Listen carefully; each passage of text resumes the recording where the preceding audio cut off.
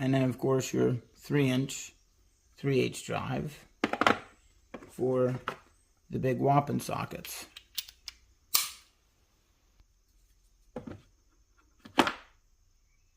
And the addition I was talking about, guys, I threw the bag away sadly, but randomly there was a 5mm in there in a original bag, stamped Craftsman, blah blah blah, from Sears. Nothing wrong with this 5mm. Everything is the same. Not used, nothing.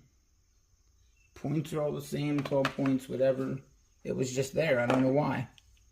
Really nice soft handle, which part number is 34500 for your 1/4-inch drive handle, I guess.